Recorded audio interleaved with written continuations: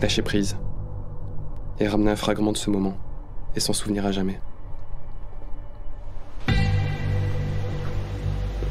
Oublier que l'on a un boîtier entre les mains, il devient alors le prolongement de notre vision, et on peut se concentrer sur l'essentiel.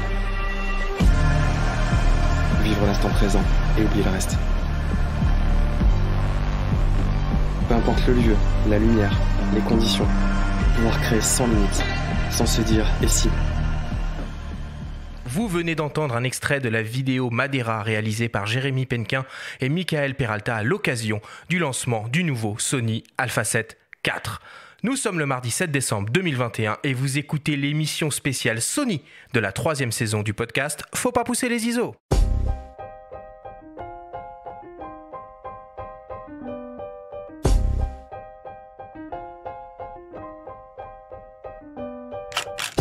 Bienvenue sur Faut pas pousser les ISO, le podcast entièrement dédié à l'image pour tous les passionnés de photos et de vidéos.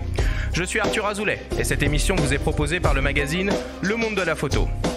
Aujourd'hui, nous vous proposons une grande émission spéciale en partenariat avec Sony. Pendant plus d'une heure, nous allons découvrir en détail leur nouvel hybride Alpha 7 IV qui est tout juste disponible en magasin. Nous allons parler des incroyables technologies qu'il renferme et enfin découvrir les témoignages et retours d'expérience de photographes et vidéastes qui ont eu la chance de pouvoir le prendre en main en avant-première. C'est parti, Benjamin, le rédacteur en chef du magazine Le Monde de la Photo, première émission spéciale de cette 3e saison du podcast. Comment vas-tu aujourd'hui, Benjamin ? Ça va super, Arthur. Écoute, on va pouvoir cuisiner nos deux invités pour tout savoir sur un des boîtiers les plus attendus depuis quelques années. Exactement. Je vais présenter nos chers invités. Je vais commencer par Michael Peralta. Alors Michael, tu es ce que l'on peut appeler un photographe de terrain, d'aventure, de l'outdoor. Tu es basé dans le sud de la France, dans les Pyrénées-Orientales. Tu es spécialisé dans l'univers du lifestyle, dans le voyage, le portrait et la photographie de mariage. Tu travailles pour de grandes marques comme par exemple The North Face, Decathlon ou encore Ford. Tu es ambassadeur pour Sony depuis 7 années et tu utilises actuellement un Alpha 7 III et un Alpha 7R IV avec ton optique de prédilection, le 24 mm f1.4 G Master, qui te suit dans presque toutes tes aventures photographiques. Tu as eu la chance de découvrir en avant-première le nouveau Alpha 7 IV au cours d'un voyage sur l'île de Madère au Portugal il y a quelques semaines pour réaliser une vidéo que l'on peut découvrir sur la chaîne YouTube de Sony France. Bonjour à toi Michael, merci beaucoup d'être avec nous aujourd'hui. Bonjour Arthur et bonjour à vous tous. Et pour t'accompagner, nous avons le plaisir de recevoir pour la première fois dans cette émission Fabrice Abuaf.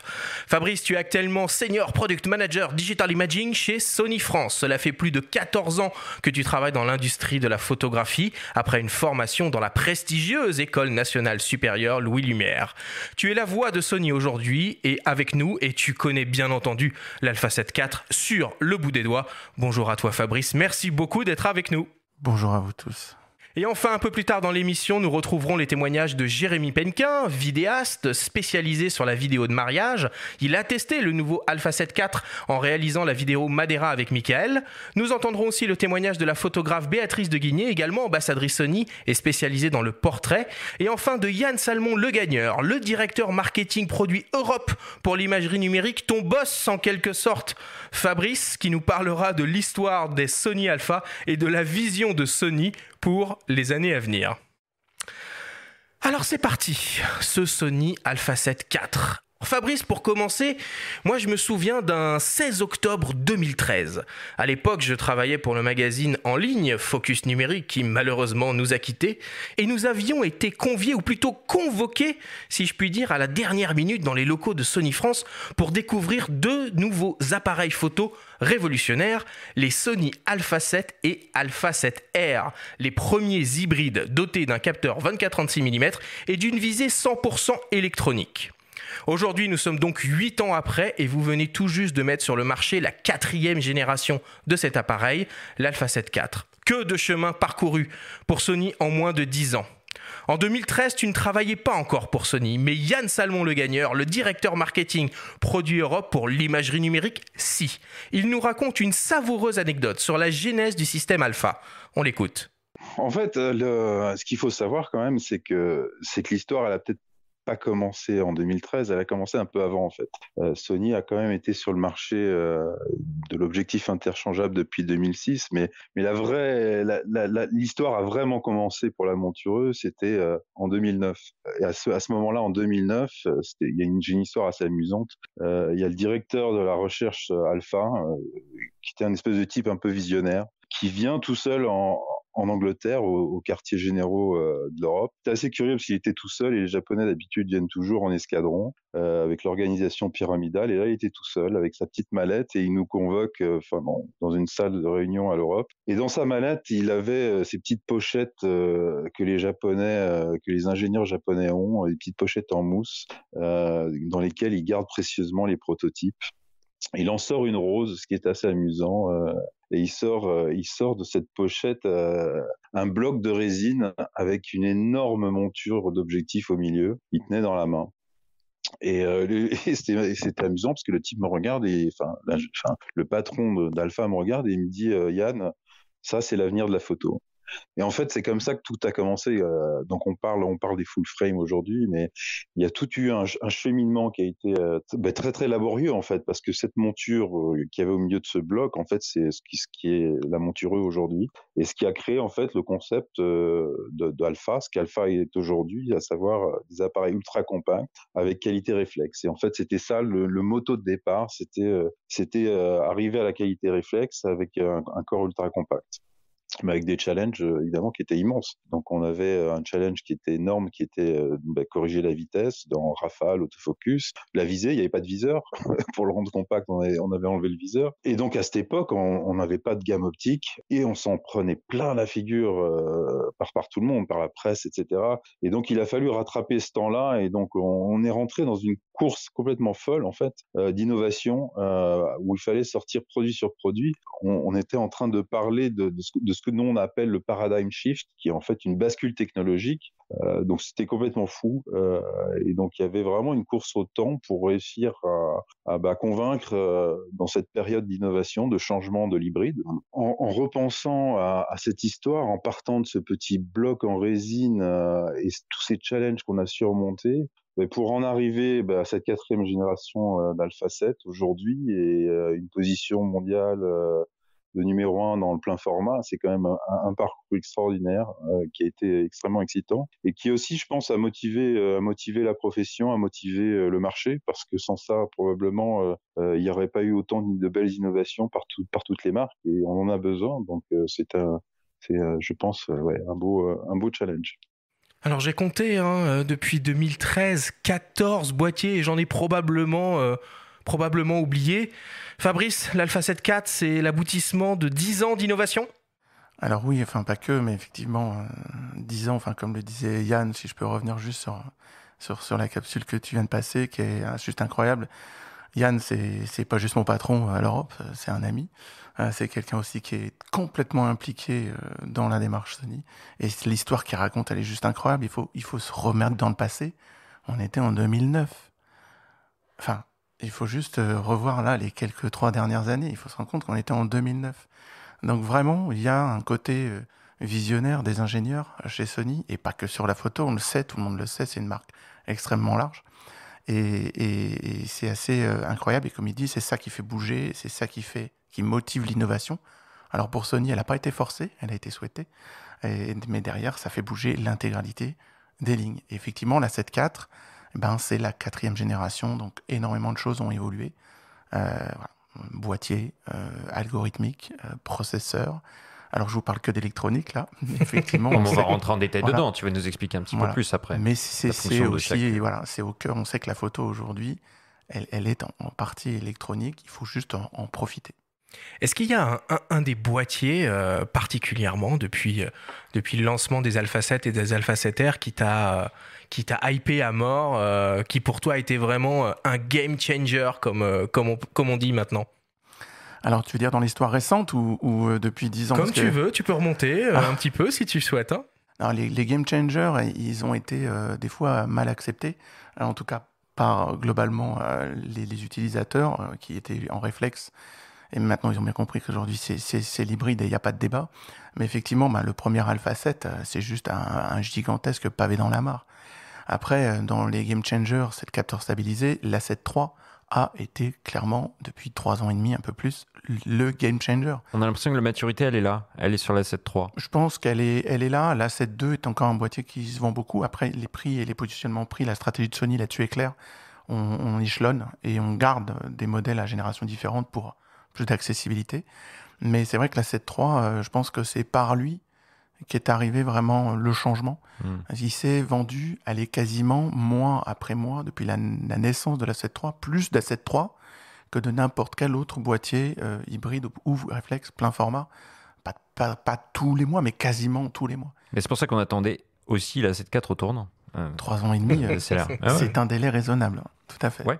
Et parlons-en justement de cette Alpha 7 IV. À qui s'adresse, Fabrice, cet appareil ? Alors, il est très multiple de la même façon que la 7.3 s'est adressée in fine, parce qu'on sait pas forcément la cible tout de suite avant de sortir un produit. La 7.3 a été utilisée aussi bien en photo qu'en vidéo. La 7.4 a complètement ce côté-là, c'est-à-dire qu'il a vraiment un côté très abouti en photo, on parlera sans doute des specs tout à l'heure, et un côté complètement séparé, c'est-à-dire que dans le boîtier, c'est vraiment isolé. L'un ne contamine pas l'autre, et ça, c'est vraiment essentiel dans l'usage, parce qu'il y a des gens qui veulent continuer à faire que de la photo, et d'autres qui veulent continuer à faire que de la vidéo. Et on a vraiment les deux à l'intérieur du boîtier. Donc on est aussi bien sur de l'amateur qui va vraiment se frotter à quelque chose de sympa, que à de l'expert qui a déjà l'habitude du 7.3 et qui veut vraiment aller plus loin, que simplement du pro qui veut un boîtier secondaire en photo comme en vidéo. Il y a vraiment les trois usages.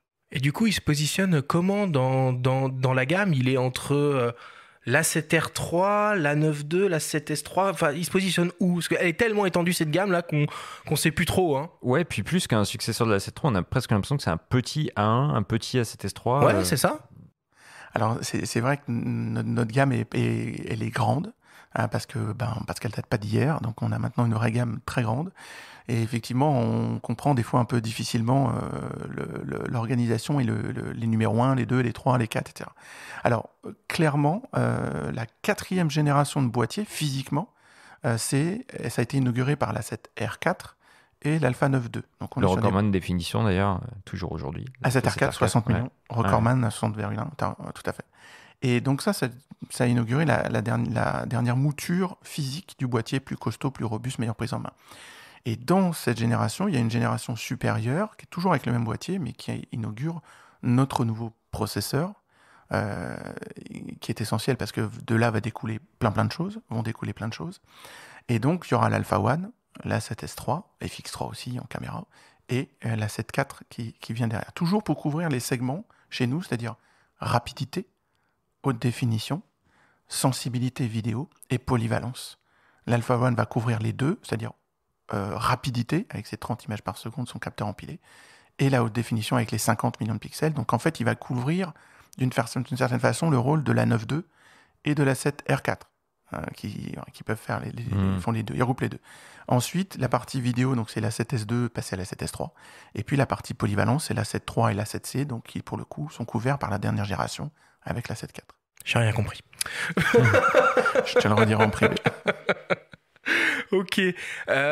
Du coup, est-ce que tu peux nous faire un petit point ? Alors, historiquement, les photographes professionnels, ils ont toujours travaillé au réflexe, Canon et Nikon pour ne pas les citer. Est-ce que, après 8 ans, ils ont adhéré à l'hybride et est-ce qu'ils sont basculés sur le système Sony ?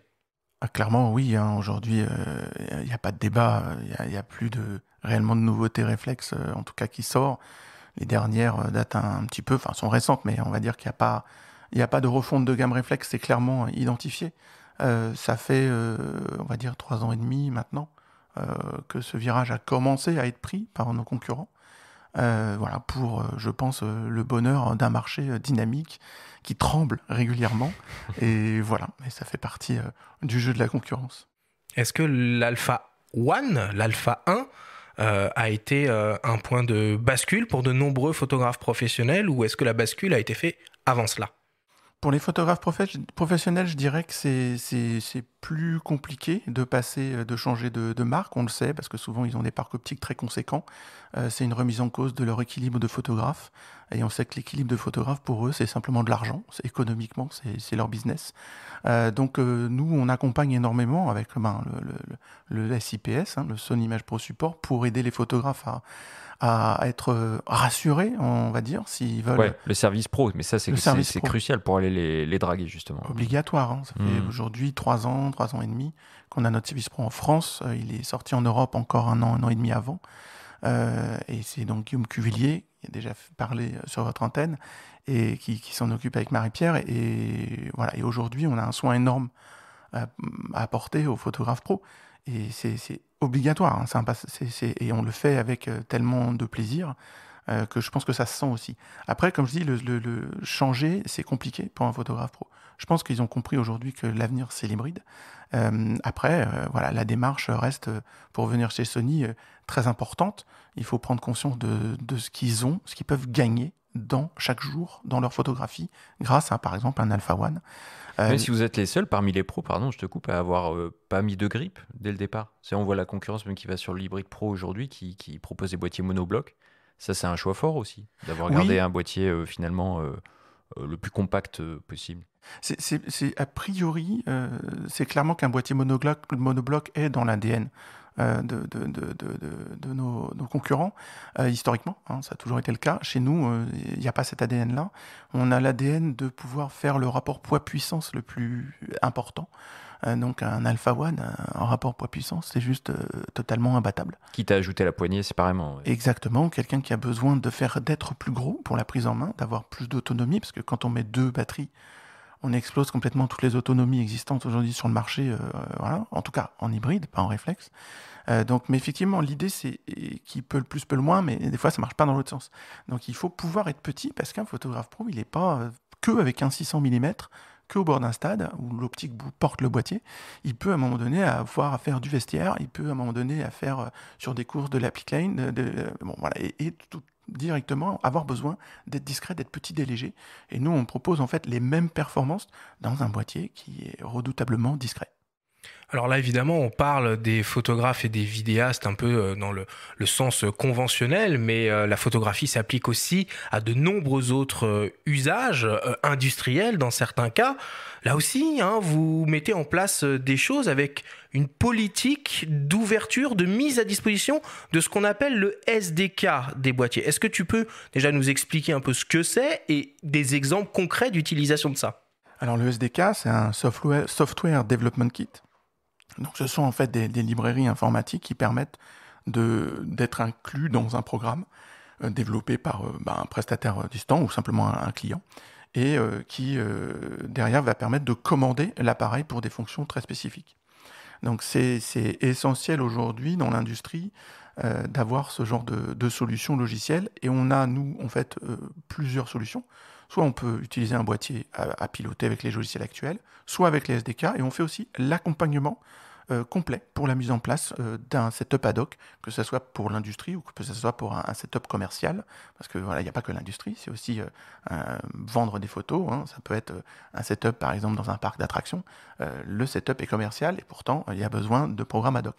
Donc on accompagne aussi pour ce type de choses, donc c'est vraiment essentiel. Après, ça se stabilise chez nous depuis la 7.3, la 7R4, la 9.2, surtout la 7R4, la 9.2, l'Alpha One, 7.4 et la 7C, où on retrouve effectivement les SDK disponibles sur, on va dire, un nombre de boîtiers important et de gabarits et de formes différentes. Bon, merci. Écoute, on va donner un peu la parole à Michael, qu'on n'a pas encore beaucoup entendu depuis le début de cette émission. Michael, est-ce que tu peux nous raconter finalement quand et comment tu es venu à travailler avec du matériel Sony ? Alors moi, l'histoire avec Sony a démarré il y a un peu plus de 5 ans. Je devais partir en voyage rejoindre un copain photographe aux États-Unis, à Los Angeles. On devait faire le tour de l'Oregon en 15 jours, donc on avait prévu ça un petit peu avant. Et avant mon départ, il m'a dit, bon, bah, t'as quoi comme matériel? J'avais pas grand-chose, je débutais vraiment la photo, enfin, je découvrais l'univers de la photo. Lui travaillait déjà avec du Sony en pro, donc il m'a dit, bah écoute, t'embête pas, il faut que tu prennes un Sony, ça sera le mieux pour toi, ça sera léger, pratique et surtout, enfin, pour la marche, il n'y a pas mieux. Donc du coup, bah, tout simplement, je me suis dirigé vers la 7.2, donc ça a été mon premier boîtier. C'est un boîtier que j'ai encore, mais que j'utilise plus forcément maintenant parce qu'il y a eu le remplaçant derrière. Mais voilà, j'ai découvert Sony en fait avec le boîtier 7.2 il y a 5 ans en Oregon. C'était quoi tes premières optiques et Alors, les toutes premières optiques, au début, faut se souvenir, je débutais vraiment la photo. Hein, j'avais jamais vraiment commencé. Donc, je regardais beaucoup de photographes travailler et je voyais beaucoup le 85 et le 35 qui ressortaient. Ah ouais, donc toi, t'es passé du smartphone à un système optique interchangeable et tu vas direct sur la focale fixe. C'est Challenge, ça. hein. Ouais. Et bim. Ah, bravo. Et voilà. J'admire. Voilà, non, je me suis dit, si je veux commencer, j'ai envie de m'équiper, j'ai envie d'avoir quelque chose de bien, donc j'y vais. J'étais à l'époque, il n'y avait pas encore ces versions-là sur les montures E, donc j'avais la bague pour les montures A, donc j'ai fait mon voyage avec ça. Et alors du coup, est-ce que tu peux nous faire un petit cahier des charges de ce que t'attends, toi qui es photographe de terrain et d'aventure, hein, si je puis dire. C'est quoi le cahier des charges que tu as vis-à-vis de ton matériel? J'entends qualité d'image, prise en main, réactivité, etc., etc. Alors moi, mon cahier des charges, ça serait un appareil qui soit léger, compact. Donc ce qui m'a dirigé sur les hybrides de Sony il y a 5 ans en arrière. Réactif. Même si je fais de la photo, de paysage, outdoor, tout ça, il faut que j'ai un autofocus qui soit vraiment réactif. Je ne sais pas si tu as pu voir mes photos, mais j'inclus beaucoup de personnages pour pouvoir donner une échelle à mes photos, justement. Donc du coup, il faut que je puisse suivre mon sujet en permanence et de façon très réactive. C'est pas de la photo posée, je pose pas un copain à tel endroit, je lui dis ne bouge plus pendant 5 minutes, je vais faire mes 50 photos. Non, il faut que je le mets en mouvement, je le fais aller, venir. Donc il me faut un autofocus vraiment très réactif. Quand je pars plusieurs jours en randonnée, il me faut de l'autonomie. Donc, t'as dû sentir une différence en passant du 2 au 3, non? C'est exactement ce que j'allais dire. À l'époque du 2, je crois que je devais partir avec 5-6 batteries. Enfin, c'était vraiment une denrée rare. Bah non, mais pas le choix. Et du coup, les batteries, elles étaient toujours sur moi, au chaud. Enfin, c'était vraiment mon petit trésor.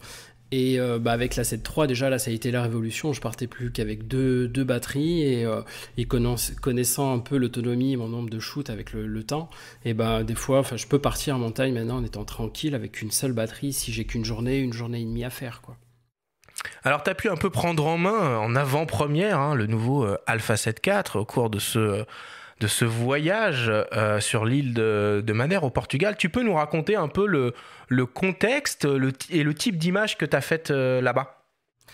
Le contexte, déjà, pour remettre un peu le schéma en place, avec Jérémy, on a été contacté par Fabrice et Guillaume en nous disant préparez-vous, il y a quelque chose qui va sortir. Donc bon, on n'avait pas trop de doutes sur le résultat. Vous étiez dans le secret des dieux, quoi. Pas au tout début, mais on avait deviné. Après, on a été mis dans le secret pour nous demander de partir travailler avec la 7 IV. Donc, ce qui a été fabuleux, c'est qu'on nous a dit, les gars, vous partez, vous faites ce que vous savez faire. Ok, c'est cool, on vous fait confiance, mais par contre, vous n'avez pas vraiment de ligne. On vous fait confiance, allez-y. Donc, une pression supplémentaire. C'était sympa, mais bon, voilà, un petit challenge. Et du coup, avec Jérémy, on a eu 3 jours pleins sur l'île de Madère pour l'explorer, pour lui créer du contenu vidéo, parce qu'il fait exclusivement de la vidéo et moi uniquement de la photo. Donc, on a dû se prêter le boîtier. On devait interchanger assez fréquemment. Donc, deuxième point fort. Et après, donc du coup, on a pu partir comme ça 3 jours, comme je disais, pour explorer l'île. Donc ça a été 3 jours vraiment intenses. C'est pas beaucoup 3 jours, dis donc, pour faire ça. Non, parce que dans les 3 jours, tu inclus également la prise en main du boîtier, parce que c'était une vraie découverte pour tous les deux, donc on a dû Les nouveaux menus surtout, parce que toi tu passes de la Et 7.3 à ça, tu découvres des menus tout beaux, tout neufs, bien organisés. Tu dois te dire, ouais, c'est chouette quand même. C'est chouette, ouais, mais voilà, donc moi je découvre les nouveaux menus, je découvre un nouveau boîtier. Pour moi, ça a été vraiment une mini révolution, malgré que je sorte de la 7.3. On pourrait se dire c'est juste la 7.4. Ben non, c'est vraiment tout un boîtier qui a été repensé. Donc là, il a fallu que je m'adapte très très rapidement au boîtier, ne serait-ce qu'avec l'écran orientable. Pour moi, ça c'est un gros plus, mais j'en avais pas l'habitude. Donc ma façon de me positionner, ma façon de photographier a également évolué aussi avec ça. Donc tu vois, ça, tout ce contexte-là a dû être pris en compte pour ces 3 petits jours à Madère. Bon, et si on arrête 3 minutes là de parler de ce boîtier, j'ai cru comprendre qu'il y avait eu quand même une savoureuse anecdote sur ce voyage et que tu as vécu ton plus beau coucher de soleil de toute ta vie. Tu peux nous raconter un peu ça? Parce que tu as dû en voir quand même des couchers de soleil, toi. J'en ai fait quelques-uns de couchers de soleil, c'est vrai. Et puis bon, comme je t'ai dit, j'ai fait plusieurs pays, donc ouais, la liste peut être longue. Là, on me voit pas, mais ce coucher de soleil, je le place tout là-haut. Au-dessus, c'est le soleil, pour le coup. Voilà, on en est là. Et du coup, ouais, c'est avec Jérémy. Le dernier soir, on retourne sur un spot qu'on avait vu le premier soir. Et la lumière était pas fabuleuse, enfin ça m'avait pas vraiment emballé. La randonnée, malgré qu'elle soit courte, 1h30, était assez raide, c'était assez pentu. Enfin voilà, tout était pas fait pour que j'ai envie d'y retourner. Mais bon, Jérémy, lui, c'était vraiment son endroit. Il m'a dit si, il faut qu'on y retourne, on y va. Bon, dernier soir, nous revoilà repartis sur ce spot-là.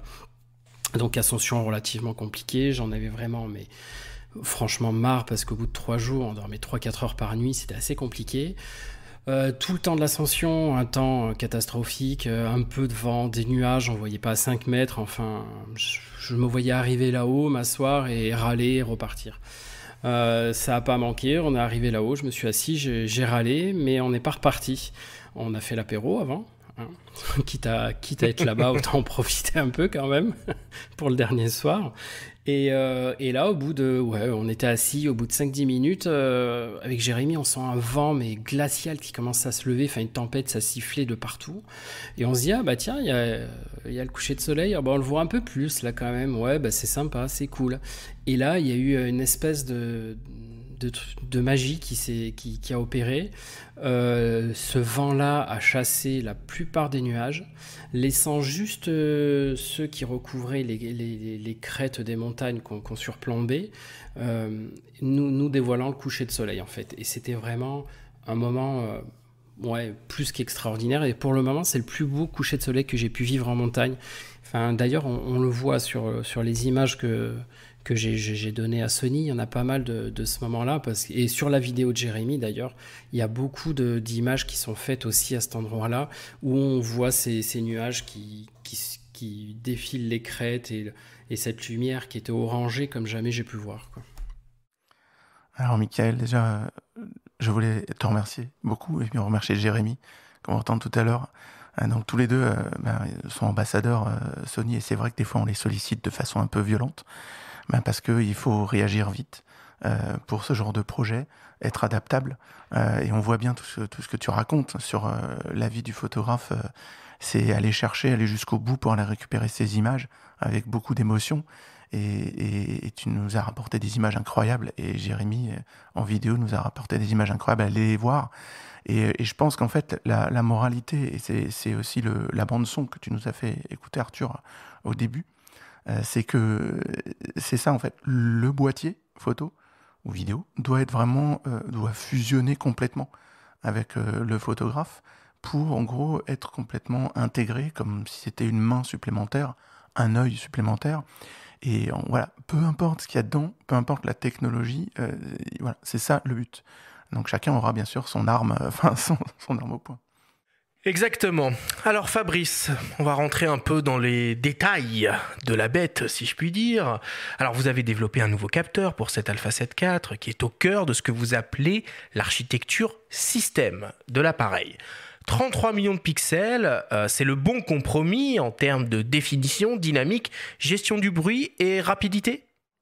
Bien sûr, tu viens de le dire. Non, mais je me souviens d'une émission qu'on a fait sur les capteurs. C'était plus une question en fait qu'une affirmation. Ouais, on en parlait pas mal et moi je citais souvent le 5D4 sur les réflexes en disant que c'était dommage qu'il n'y ait pas encore de capteurs d'une trentaine de millions de pixels et c'est vrai que ça paraît sur le papier être le bon ratio, le bon équilibre finalement entre 24 et vos 60 sur la 7R4. Alors en photo, c'est clair qu'en vidéo c'est moins sensible parce que si on produit de la 4K, bon, peu importe. Mais en photo, c'est essentiel. Effectivement, le 24 millions a été et est toujours le capteur le plus polyvalent, proposant une définition, on va dire, suffisante et en même temps une montée en ISO très satisfaisante. Et je pense que voilà, aujourd'hui, les ingénieurs chez Sony, qui sont, Sony, vous connaissez, très grand fabricant de capteurs, hein, bien entendu, se sont dit on peut faire aujourd'hui mieux. Tout en ayant une très belle montée en ISO et derrière un peu plus de pixels, ce qui permet à des photographes qui souhaitent recadrer de pouvoir recadrer et à ceux qui veulent un petit peu plus de zoom, un petit peu plus de définition, d'aller le chercher. Donc le 33 fonctionne bien. C'était une demande ça des utilisateurs aussi précédents ou c'était vraiment pour se démarquer peut-être de la concurrence aussi, pour avancer encore? Je pense qu'en fait on est tous amoureux de la qualité d'image. Et c'est vraiment, c'est vraiment ce qu'on recherche tous, quelle que soit sa qualité d'image. Et le piqué et la définition en fait partie. Et tout le problème, c'est que plus je monte en pixels, je vais perdre un peu en montée en ISO selon le type de photo que je fais. Donc le compromis est toujours dur à avoir, à obtenir. On n'arrive pas à tout avoir. Donc là, l'idée, c'est qu'on réévalue ce qu'est la norme aujourd'hui avec ce 33 millions de pixels, cette belle montée en ISO et cette bonne définition. Alors ce capteur, c'est un modèle BSI. Est-ce que tu peux expliquer simplement ce que c'est ça, BSI? Alors les BSI, c'est les Backlight Sensor Illuminated, c'est ce qu'on traduit mauvaisement d'ailleurs en français, rétroéclairé. Ça se rétroéclaire pas un capteur. On a mis des néons derrière. En gros, on va dire qu'on a fait 2 transformations dans les technologies capteurs. La majorité des capteurs du marché sont rétroéclairés aujourd'hui, en tout cas chez nous. On a changé le matériau, l'aluminium comme métal de transfert photoélectrique, on l'a changé contre du cuivre, qui est 2 à 3, 4 fois plus rapide en termes de transmission. C'est d'ailleurs le même chemin qui s'est passé chez EDF sur les câbles électriques. Hein. Et puis derrière, on a changé toute la partie électronique de transfert. Au lieu qu'elle soit entre les micro-lentilles et la partie sensible du capteur, on la passe derrière. Ce qui paraît logique, mais ce qui permet d'augmenter la sensibilité fortement du capteur. Donc là, aujourd'hui, c'est une technologie qu'on a sur aujourd'hui tous nos boîtiers en gamme quasiment aujourd'hui. Mais vous avez des modèles aussi que vous appelez stacked. Empilé, et pourquoi il n'est pas stacked, le Alpha 7 IV? Alors, ça, c'est une très bonne question. Donc, parce que vous avez des bridges aussi qui sont stacked. Hein. On a des bridges, on a les compacts, aussi. Tous les RX, le ZV aussi, ZV1. Alors, la technologie, donc, tout ce qui est BSI, c'est les capteurs chez nous Exmor R. Okay. Tout ce qui est après, donc, spécifiquement stack, donc RS, empilé, ce sont des capteurs qui sont non seulement en BSI, mais qui en plus sont ce qu'on appelle dopés à la mémoire, d'une certaine façon, pour résoudre une problématique inhérente au capteur CMOS, même BSI, qui est la notion de rolling shutter, c'est-à-dire quand on utilise l'obturateur électronique, c'est-à-dire qu'on veut vraiment se débarrasser de tout élément mécanique. En hybride, on a déjà viré le miroir. Maintenant, ce qu'on veut, c'est ne plus avoir affaire à l'obturateur mécanique, parce que c'est une pièce qui s'use, qui nous embête dans la visée, mais malgré tout, c'est la seule qui, encore aujourd'hui, nous permet de faire une photo absolument parfaite sans déformation. Et donc, quand en obturation électronique, avec la majorité des capteurs aujourd'hui sur le marché, on a un phénomène de balayage. L'obturation se fait ligne par ligne, et il y a un délai entre la première et la dernière ligne. Donc, ce problème, ce qu'on aimerait, ce qui existe aujourd'hui sur le marché, mais pas dans ces gammes de prix, c'est le global shutter, c'est-à-dire l'intégralité de toutes les lignes du capteur, de tous les pixels, se vide au même moment. À ce moment-là, il n'y a plus besoin d'obturateur mécanique. Mais aujourd'hui, c'est un peu trop cher pour ce type de boîtier, même quand on a des boîtiers à 6 ou 7 000 euros, c'est trop cher en technologie. Donc, on dope le capteur avec de la mémoire pour accélérer ce rolling shutter et faire qu'il soit quasiment plus visible. Et donc, ça permet au final dans 95% des conditions, pas 100%, il y a encore des conditions dans lesquelles il y a des petits soucis, mais de se passer de l'obturateur mécanique. Pas de blackout, ce qu'on appelle, c'est-à-dire de rupture de la visée, un suivi autofocus continu, un capteur qui va être 20 fois plus rapide, des rafales incroyables. C'est juste le Graal de... Ce qu'on voit sur l'Alpha One, bon, qu'on avait vu sur l'Alpha 9.2, mais qu'on voit sur l'Alpha One avec 50 millions désormais. Deuxième génération de stack sur l'Alpha One. 50 millions en stack, avec une qualité d'image, pour notamment sur les mouvements extrêmement rapides, comme le golf, les sujets dont les éléments bougent, les hélicoptères, les roues de voiture, les rayons de vélo, tout ça, aujourd'hui, il n'y a plus aucune déformation. Donc on va dire que voilà, c'est le Graal aujourd'hui de la photo, ne plus avoir d'éléments mécaniques d'usure et ne plus avoir de frein à la vitesse pour pouvoir aller capturer des petits instants extrêmement précieux. C'est vrai que pour nos auditeurs, c'est souvent l'image du golfeur avec son club déformé qui sert d'illustration pour montrer en image le rolling shutter, finalement, la déformation. Ouais. Ça marche plutôt pas mal. Tout à fait, c'est une image d'ailleurs qui viennent des documentations Sony, puisque l'Alpha 9 qui date de 2014, non, plus tard que ça. 2017, pardon, excusez-moi. Donc ça a été le boîtier, premier capteur stack. Voilà, donc c'est effectivement précieux quand on est sur un terrain de golf. Les gens qui ont du réflexe, ils font du bruit, ils ont des blimps pour ne pas faire du bruit, parce que c'est pas autorisé de faire du bruit au bord d'un terrain de golf. Ce genre de boîtier-là, c'est juste l'arme absolue. En photo de spectacle, en photo simplement quand on sur les plateaux de tournage, en théâtre, on peut shooter sans aucun bruit, et l'ingé son ne viendra pas vous toper en vous disant... Christophe Brachet nous en a dit quelques mots. Bien sûr, Christophe, j'allais le citer. Et ça, c'est essentiel. Donc il y a des secteurs de prise de vue où être parfaitement silencieux, même si j'ai un gros objectif, c'est quand même la clé de la photo. Alors j'ai lu que vous annoncez une dynamique de capture de 15 IL sur l'Alpha 7 IV et une meilleure gestion du bruit grâce notamment à un double processeur d'image. J'ai du mal à faire le lien entre un processeur d'image et la dynamique de capture. Est-ce que tu peux nous éclairer à ce sujet-là ? Alors, je dirais le lien entre qualité d'image et processeur d'image, il est assez fort, puisque ton processeur va gérer la vitesse à laquelle tu peux calculer et appliquer des algorithmes. Et effectivement, après, plus il est puissant, plus il va te permettre d'appliquer des algorithmes complexes à base d'intelligence artificielle, notamment pour l'autofocus, et qui vont te permettre donc d'avoir un meilleur traitement d'image, une meilleure réduction de bruit en haute sensibilité ISO, et donc de mieux exploiter le capteur. Après, c'est pas le processeur qui va faire à 100% la dynamique du capteur. Ça va être le capteur aussi intrinsèquement. C'est sa capacité à enregistrer cette dynamique de lumière avec ses photosites. Donc, et après, derrière, c'est l'algorithmique qui va permettre de gérer et d'exploiter au mieux le capteur. Donc, c'est les deux. Mais malgré tout, voilà, on n'obtient pas qu'un stop de dynamique si le capteur derrière ne peut pas les produire. Et donc, juste un mot quand même, parce que c'est chez Sony, le Bion XR, c'est 2 processeurs, d'accord ? On ne peut pas l'appeler biprocesseur parce que les 2 processeurs ne font pas la même chose. Ils sont partiellement dédiés. Alors bien sûr, c'est confidentiel et moi, j'ai pas l'info. Mais en gros, ils vont se répartir les tâches, par exemple, suivi AF, affichage, tactile, quand l'autre, par exemple, fera l'encodage de la vidéo. Et ça permet une répartition des charges qui ne sature jamais le boîtier. C'est-à-dire que quand il sera en train d'encoder en flux vidéo très intense, malgré tout, on pourra toujours avoir l'accès au boîtier et il sera toujours disponible. Donc c'est très intelligent d'avoir ces 2 processeurs dans le concept Bion XR. Voilà. Et est-ce que c'est pour ça qu'on ne peut pas retrouver les nouveaux menus, les nouveaux affichages sur la 7 III par exemple, qui n'a pas ces 2 processeurs-là ? Tout à fait. Alors c'est vrai que on reçoit beaucoup de demandes de personnes qui nous disent être déçues et on les comprend complètement. Ces menus-là, moi je les ai appelés de mes voeux depuis que je suis chez Ils sont très réussis. C'est une bulle d'air, c'est une bulle d'air incroyable. On va d'ailleurs travailler justement pour bien les expliquer. Mais cette nouvelle architecture, comme tu disais Arthur, système et menu, parce qu'aujourd'hui, dans un appareil photo, vous n'avez pas d'operating system type iOS ou Android. Il n'y a pas cette couche-là, une couche programme. C'est chaque fonction du menu commande le hardware. Donc c'est vraiment très, très important et on peut pas, c'est tellement coûteux et compliqué de refaire une architecture système sur des éléments existants quand on sait qu'on va passer à la génération d'après. Et là, pour le coup, la puissance processeur, c'est elle qui permet de gérer la nouvelle interface et les nouvelles fonctionnalités, d'où la non-rétroactivité, malheureusement. Pas de mise à jour de firmware pour avoir les nouveaux menus. En tout cas, a priori, non. Bon, on va parler vidéo un peu maintenant. Alors, l'Alpha 7 IV, il peut produire de la 4K 60p en 422 10 bits en Super 35 avec un recadrage donc type APS-C, 100 quand on l'utilise à 30 images par seconde. Alors c'est déjà très bien, mais certains vidéastes, les plus experts, peuvent rester un peu sur leur faim. Effectivement, le boîtier ne propose pas de 6K, de 8K, il n'a pas le 120 images par seconde en 4K et applique ce fameux crop en 4K 60p. Il n'a pas de vidéo RAW.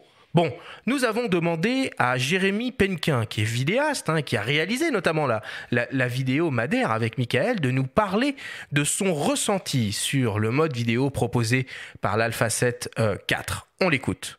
En vrai, concrètement, pour moi, la 7.4 n'a pas à rougir face à la 7S3.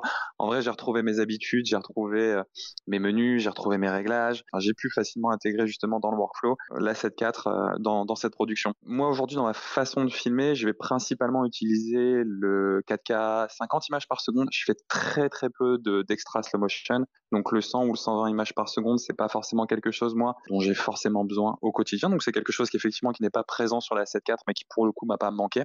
Et par contre, en termes de profil d'image, j'ai pu effectivement repartir sur mon profil préféré, qui est le S-Log 3, S-Gamut 3, et donc du coup facilement faire matcher la 7.4 avec la FX3 et la 7S3. Aujourd'hui, pour moi, la partie RAW en vidéo, c'est plus de l'ordre du gadget et un plaisir personnel, on va dire. Sur toutes les grosses prods aujourd'hui que j'ai pu réaliser, au maximum, on va tourner en ProRes 444 ou ProRes HQ. Réellement, le RAW en vidéo, même aujourd'hui sur des prods télé, pub télé, n'est même pas utilisé. Donc, c'est pas quelque chose qui, moi, va me manquer particulièrement. Comme je disais, le S-Log 3 et S-Gamut 3 me suffit amplement en 10 bits 422.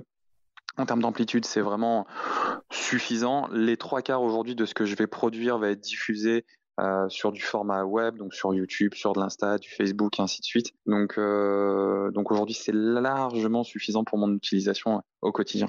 Le mode Super 35, donc qui forcément va inclure un crop en 4K 50 images par seconde, a été une de mes craintes quand j'ai commencé à utiliser la 7.4 à Madère.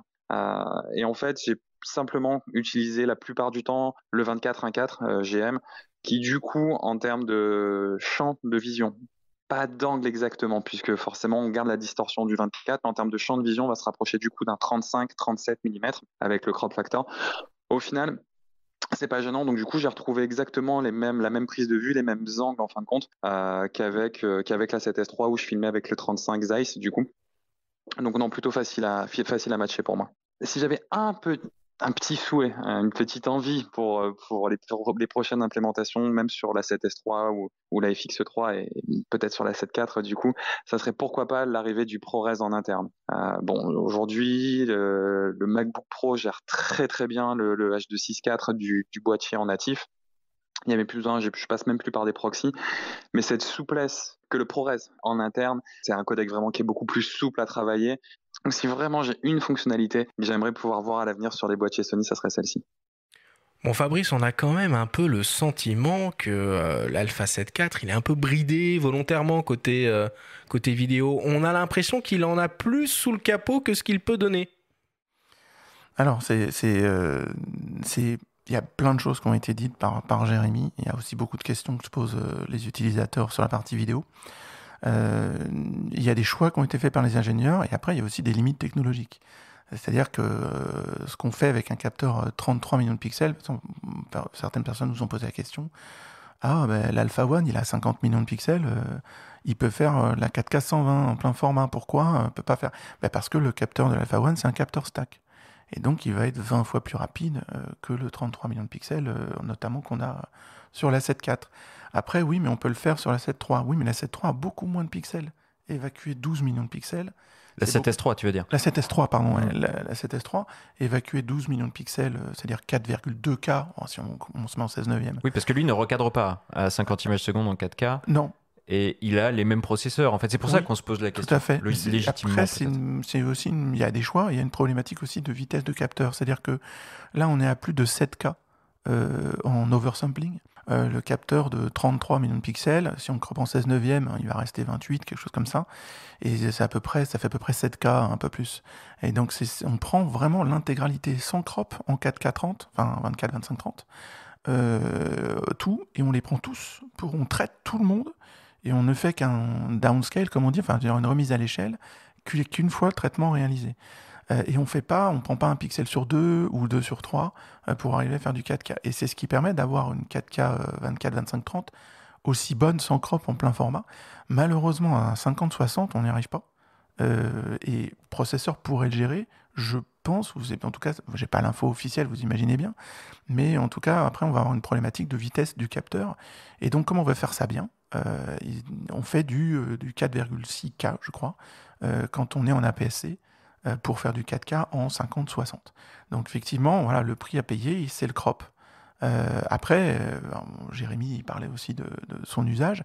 La 7S3 reste le roi de la 4K, de par son capteur 12, BSI aussi. Et puis, pour ce qui est des formats d'enregistrement, ce que dit Jérémy est très juste. Effectivement, l'Apple ProRes, c'est un peu le Graal. Donc aujourd'hui, les ingénieurs, je pense, sont très au courant de ça.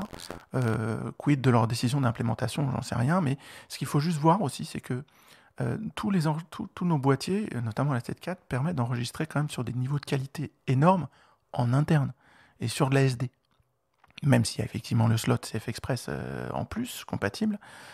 Mais derrière, ça veut dire qu'on peut utiliser 95% sans avoir aucun enregistreur externe accessoire.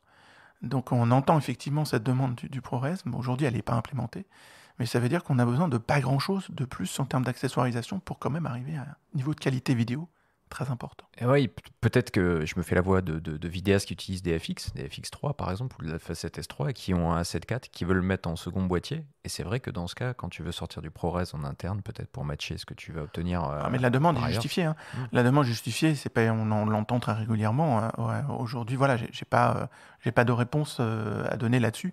Mais c'est vrai que la force aussi du boîtier en dehors de ce format-là, c'est effectivement de pouvoir, comme il disait, la vidéo qui a été faite sur Madère, 70% de la vidéo a été filmée en 7.4, mais comme il n'y avait qu'un boîtier à partager entre Michael et Jérémy, si j'ai pas pu leur fournir 2 boîtiers, j'en avais pas 2, ça a posé un souci. Ça veut dire que quand Michael est avec la 7.4 dans les mains, forcément, ça a été filmé en A7S3 ou FX3. Et ce qui est intéressant, c'est que c'est impossible à voir dans la vidéo. C'est-à-dire que quand tu utilises des logs à la base... déjà, mais les logs sont alignés. C'est-à-dire le log du 7S3, le log de l'Alpha 1, le log de la FX3, le log de la FX6 et le log du 7.4 sont complètement alignés avec la même dynamique, avec le même rendu de couleur, ce qui permet d'un étalonnage complètement fluide et d'avoir donc une caméra B, caméra C. Donc ce sont des choses qui sont primordiales pour le coup, et je dirais presque plus importantes à l'usage quotidien qu'effectivement l'euro en externe et qui est réservé sur l'Alpha 1 et la 7S3, ou qu'effectivement le ProRes en interne. Mais encore une fois, je pense que les ingénieurs ont entendu la demande. Et dis-moi Fabrice, l'Alpha 7.4, il est aussi doté de fonctionnalités pour pouvoir être utilisé comme caméra de streaming. Est-ce que tu peux un peu nous parler de ça ? Oui, bien sûr. Alors effectivement, là, on sort un petit peu... Twitch. On sort un peu de la partie vidéo. Effectivement, il y a plein de fonctions pour la vidéo qui sont inaugurées avec la 7.4. Et dans les fonctions, on va dire, support supplémentaires, qui sont, je pense, nécessaires de plus en plus aujourd'hui. Il y a les fonctions streaming, c'est-à-dire on a la norme UVC qui permet, en connectant directement un câble USB-C à un ordinateur, Mac ou PC d'ailleurs, de plus en plus maintenant à des téléphones Xperia, on peut connecter en USB-C, pas tous les modèles, mais les derniers.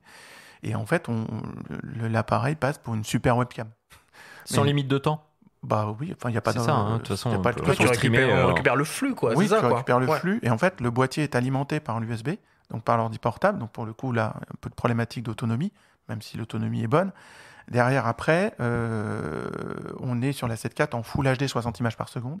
Oui, mais en 4K, vous n'êtes pas... Non, mais... Vous êtes à 15, c'est ça ? De mon point de vue, de la même façon que, tu vois, toutes les diffusions des émissions en broadcast, bon, voilà, je pense qu'aujourd'hui, un flux 4K, pour qu'il soit fluide en streaming, c'est peut-être pas, mon point de vue, la priorité.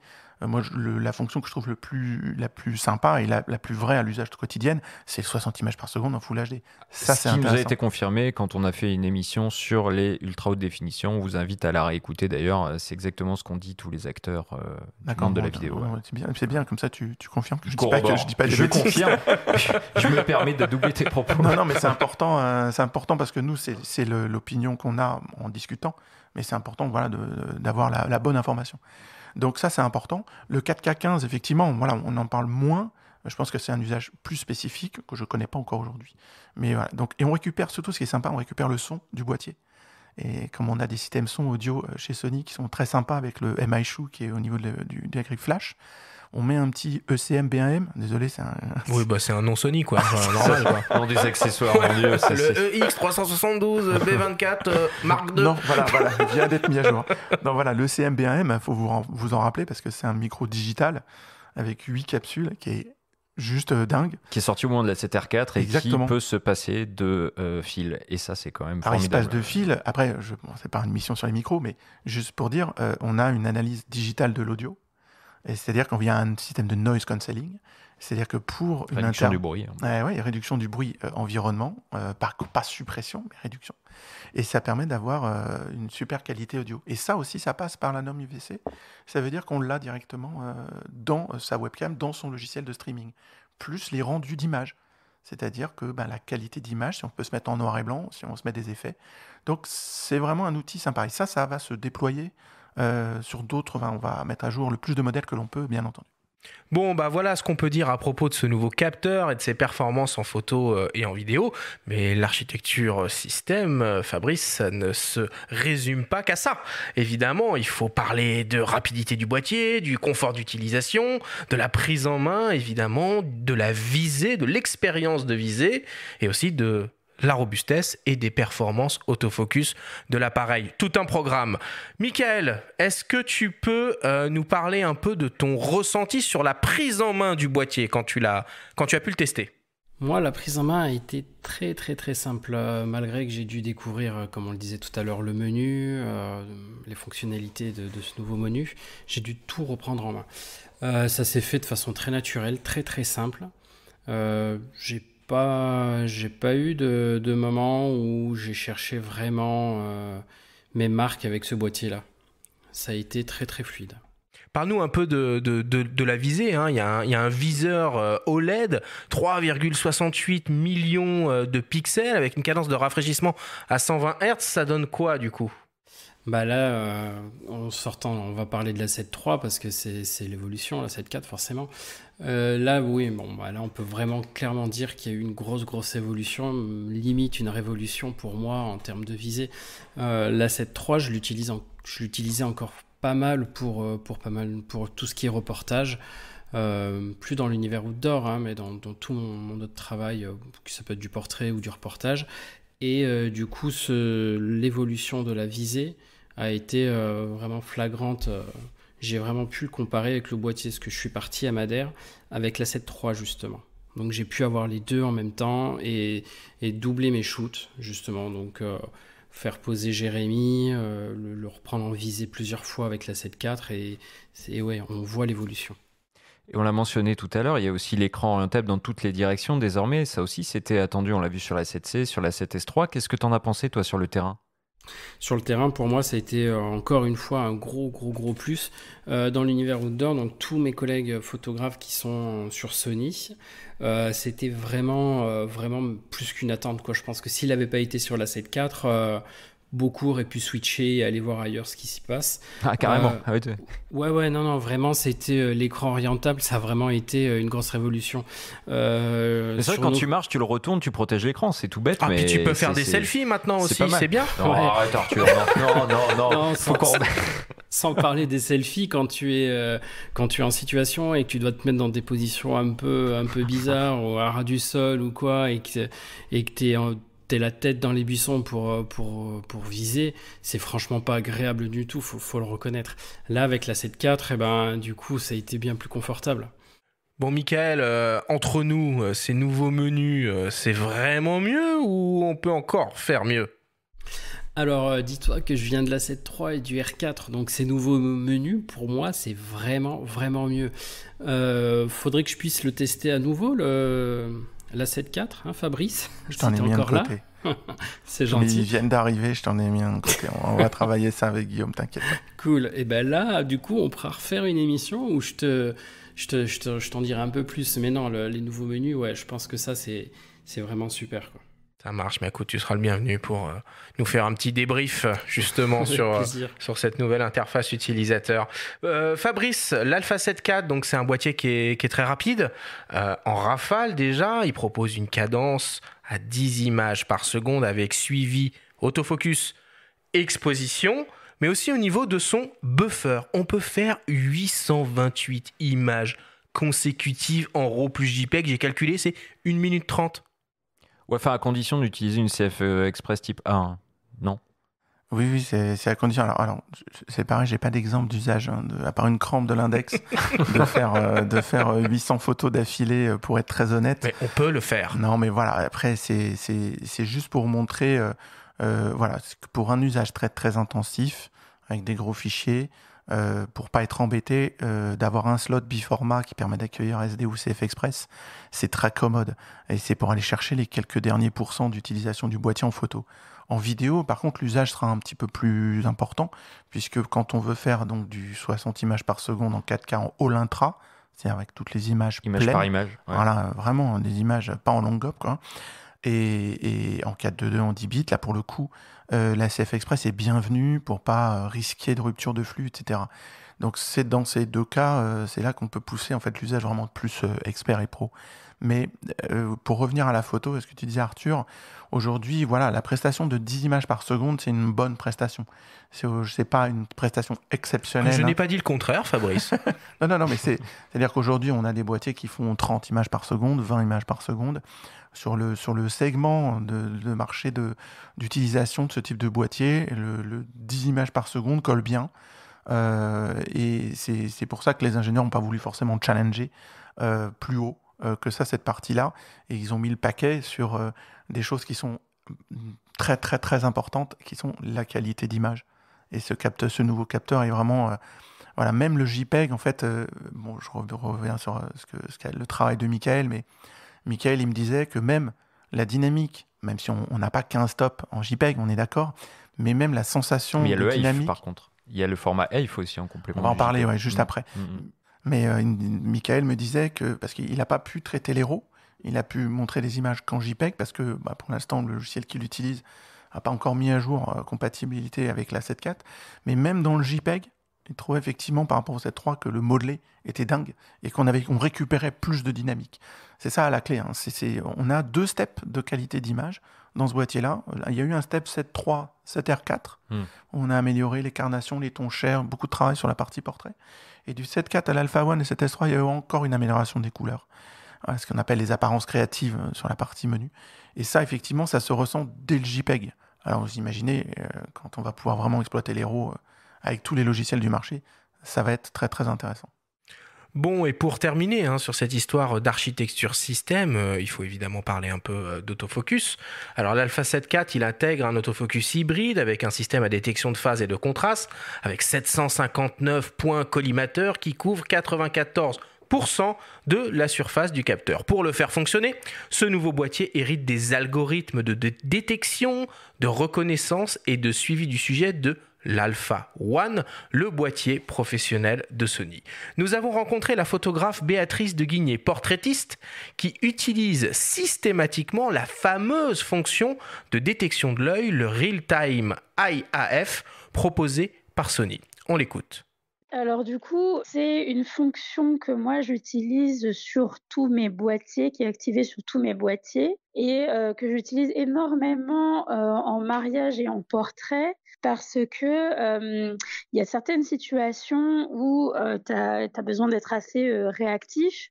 Je pense notamment sur les mariages, par exemple, à une sortie de cérémonie sur laquelle je vais avoir tendance à shooter en rafale et par exemple à reculer en même temps que mon sujet. Sur d'autres boîtiers, il y a quelques années, je dirais, tu avais une photo sur 2 qui risquait d'avoir la map un peu ratée. Le fait que ton sujet bouge, que toi-même tu bouges, que potentiellement ça aille vite, voilà, tu te retrouvais avec des problèmes de focus et de mise au point. Et avec la fonction de la détection de l'œil, couplée d'ailleurs avec la détection de visage, ça me permet à moi de pouvoir, sur des situations comme celle-là, d'avoir quand même la garantie que la mise au point soit bien sur l'œil ou sur le visage, suivant la distance à laquelle je me trouve de mon sujet. Dans la façon, moi, de gérer le sujet sur lequel je veux que mon appareil se focalise, j'ai l'habitude de déplacer mon collimateur avec le joystick sur la personne sur laquelle je veux que la map se fasse. Et si sur une photo groupe, effectivement, j'ai plusieurs personnes, ou de placer mon collimateur, j'utilise le plus petit pour que ce soit le plus précis possible sur le visage de la personne qui m'intéresse. Et du coup, l'appareil, à partir du moment où j'ai placé mon collimateur sur le visage d'une personne, eh bien, il va faire la map sur cette personne-là, sur ce visage-là, ou l'œil de cette personne-là. Je la laisse toujours activée, même si elle m'est utile surtout sur des moments comme ça où j'ai besoin un peu de réactivité. Et pareil sur le portrait. Quand j'ai besoin de faire des portraits où j'ai besoin d'avoir pas mal de piqués, notamment sur les portraits mode, par exemple, et je veux être sûre que la map soit sur l'œil, voilà, ça, c'est une fonction qui me permet de me garantir que je ne me suis pas trompée au moment de ma prise de vue, en fait. Fabrice, est-ce que tu peux nous parler un peu des performances autofocus du coup de l'Alpha 7 IV et de l'importance de l'intelligence artificielle pour la détection et le suivi du sujet? Alors, ta liste de specs que tu as fait juste avant l'intervention de Béatrice est toujours très impressionnante. Après, les specs, elles n'ont qu'une utilité, c'est se mettre au service de l'utilisateur. Parce que si on les ajoute, ça fait peur. Et ce que dit Béatrice, c'est très clair. Hein. C'est-à-dire que pour elle, elle a besoin que le visage et les yeux de son modèle soient nets. Et après, elle veut pouvoir s'occuper de son cadrage. Donc aujourd'hui, effectivement, comme on a 2 processeurs, ça calcule plus vite pour plein de choses, et notamment pour la mise au point. On a les algorithmes de mise au point qui sont de plus en plus éprouvés. On sait que Sony aujourd'hui a une expertise dans cette algorithmique qui est très importante. L'IAF, ça fait 6 ans qu'on l'a, quasiment, 5 ou 6 ans, à peu près 6 ans. Et en fait, on ne détecte pas à l'œil, en fait, on ne reconnaît pas la forme de l'œil. On sait où est l'œil, c'est très différent. Ça veut dire que ce soit les humains ou les animaux d'ailleurs. Alors bon, ouais, on en parlera juste après, mais effectivement, le principe est le même. C'est-à-dire qu'on va identifier sur la base de données, alors humains, animaux, oiseaux, comme tu disais très justement, parce que les bases de données sont différentes. Les oiseaux, c'est nouveau ça. Hein. C'est très nouveau, ouais, tout à fait. On va identifier en fait sur une base de données qui est ce qu'on appelle la base de l'intelligence artificielle. C'est le deep learning. Donc qui est la première forme en fait. Tout le problème, c'est de mettre le curseur sur ce que c'est l'intelligence artificielle. Hein. Et donc on va savoir quelle est la forme de la tête, où sont les cheveux, où est le nez, où est la bouche, où sont les oreilles. Et à partir de là, on va faire le mapping 3D de la tête. On saura si elle est tournée ou pas tournée. Et on va savoir où sont les yeux. C'est-à-dire que même si le sujet a les yeux fermés, les yeux sont reconnus. Alors effectivement, ça dépend de la distance, hein. Elle a précisé ça aussi, Béatrice. Donc cet algorithme-là, il est fait pour simplifier la vie.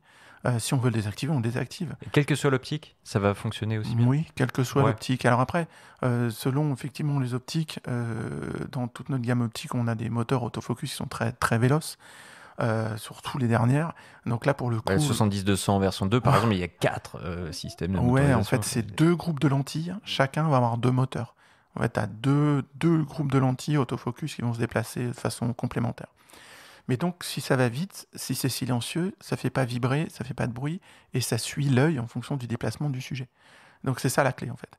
Et on sait que dans, peut-être 70-80% des images aujourd'hui, il y a de l'humain, ou alors il y a un animal de compagnie. Et alors, bon, bien sûr, pour la photo animalière et les oiseaux, c'est un peu plus particulier. Pendant les confinements sur le canapé. Exactement. Mais donc, tout ça, c'est vraiment l'expertise de Sony en algorithmique, l'expertise de Sony sur les optiques et notamment sur toute la partie mécanique, c'est-à-dire pas que qualité d'image, mais aussi déplacement. Tu disais les 4 moteurs XD, qui sont les derniers des moteurs linéaires magnétiques. Il n'y a plus des systèmes de rotation, il n'y a plus des cannes, il n'y a plus la fameuse rampe hélicoïdale, c'est terminé aujourd'hui.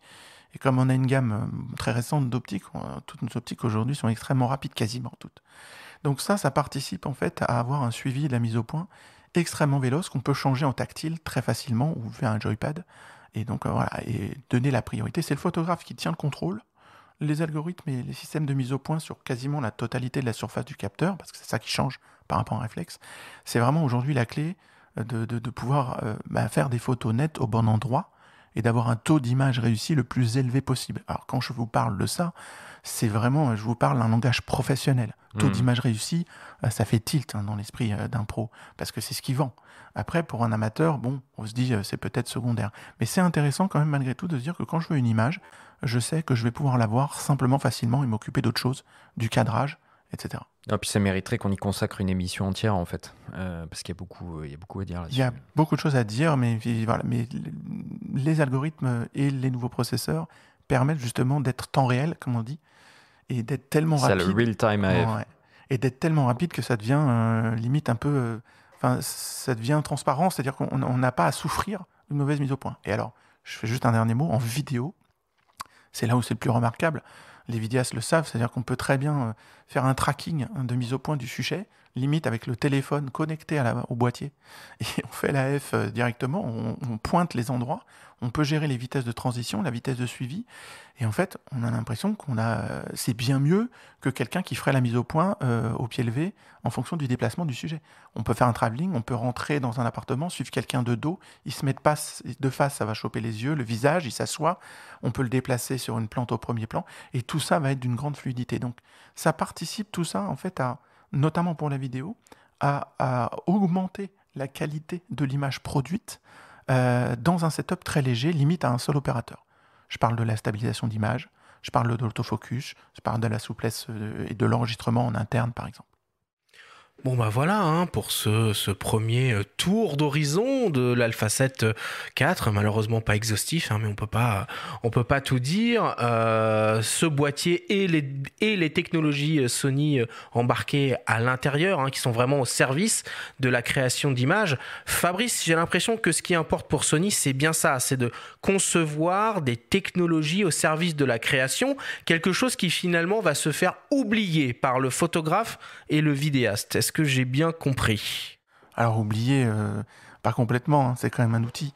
Mais l'idée, c'est qu'effectivement, le vidéaste ou le photographe va pouvoir prendre en main le boîtier le plus simplement possible, retrouver l'intégralité des fonctions qu'il va utiliser. Il y aura quand même toujours une étape d'apprentissage, mais il faut que cette étape soit le plus court possible, d'où l'arrivée des nouveaux menus. C'est vraiment quelque chose de... Et tactile. Et tactile. Alors tout le monde n'aime pas le tactile, hein. Moi j'en ai vu plein qui désactivaient le tactile. Mais... Ouais, tout à fait. Mais moi j'en fais partie. Ouais. Mais si tu veux, qui peut le plus, peut le moins. C'est toujours pareil. Il y en a qui le demandaient. Ouais, donc, ça a été tellement demandé que c'était obligatoire. Mais effectivement, donc l'idée c'est d'arriver à, on va dire, fusionner un peu avec cet outil, retrouver ces points de réglage et tout ce dont on a envie, de retrouver ses marques.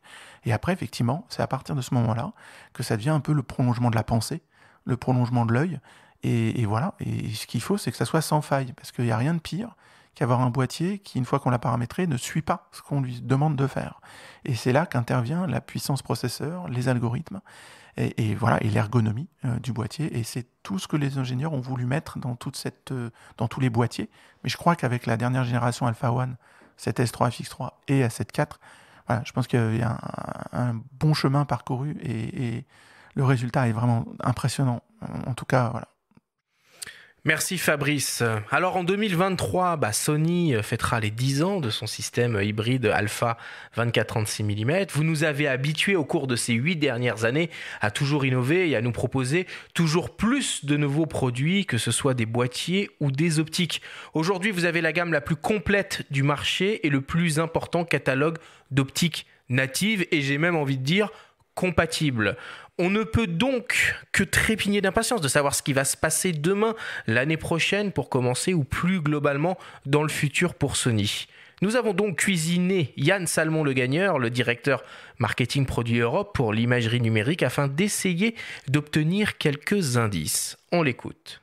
Sony ne s'arrête jamais. We never stop, comme ils disent là-bas dans le pays du soleil levant. Si on parle purement produit, on a mis en place en fait une direction sur les boîtiers Sony depuis le lancement de la monture E, qui est basée sur la compacité et la qualité d'image, sur laquelle on a rajouté la vitesse, la batterie et les optiques. Donc ça, c'est des directions vraiment fondamentales qui ne changeront pas en termes de développement produit et de direction. Mais en parlant d'optique, il y a quelque chose de très central autour de l'optique. C'est ce qu'on appelle le one mount chez nous, la monture unique, que les optiques Sony Sony fonctionne, que ce soit de l'entrée de gamme au professionnel, de l'APS-C au plein format ou de la photo à la vidéo. Et ça, cette portabilité qu'on a sur cette gamme optique est extrêmement importante dans la vision du marché de l'imagerie numérique. Donc, on a aussi beaucoup d'innovations qui sont faites sur les optiques pour les rendre très compactes. Et si on voit les derniers lancements Sony sur le 14-1.8, le 50 mm 1.2 ou le 70-200 GM Mark II, par exemple, sont des optiques extrêmement compactes, extrêmement légères,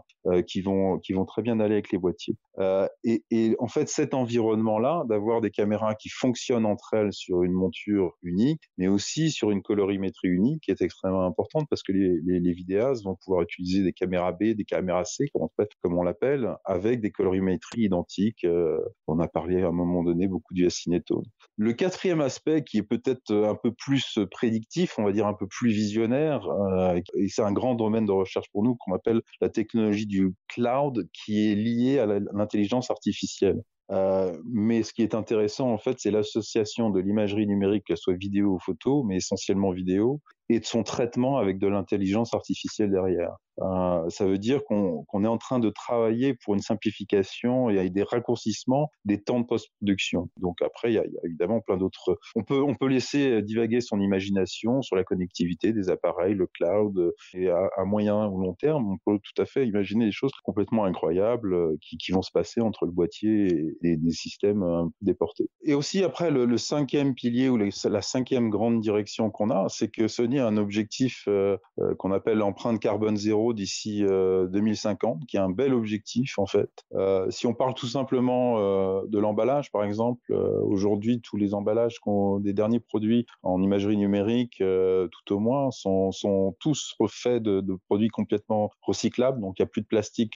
Le fait simplement d'avoir des produits aussi plus compacts, plus légers, mécaniquement va être moins gourmand en énergie. Et puis un dernier aspect qui est peut-être moins connu, c'est l'utilisation de plastique ou de polymères recyclables dans la fabrication même des produits.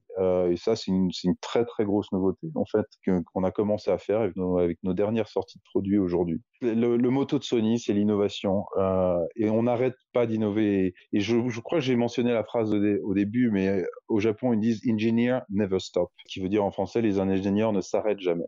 Donc on a énormément de choses sur lesquelles on travaille, et donc il faut rester connecté, il faut regarder les innovations de Sony parce que ça va dépoter, et puis comme d'habitude, il va y avoir plein de bonnes choses qui vont arriver dans les mois, les années qui viennent. Bon bah voilà, hein, Yann il dit beaucoup de choses et pas grand chose à la fois. Fabrice, est-ce que tu peux nous lâcher quelque chose de plus ? Non, tu sais bien, je peux pas lâcher plus que mon patron. Non, mais il en a déjà dit beaucoup. Je pense que voilà, engineers never stop. Je pense que c'est vraiment le claim. Les ingénieurs travaillent énormément. Ils écoutent beaucoup les photographes. Voilà, je crois que c'est une société. Sony, c'est une des sociétés les plus structurées côté ingénierie.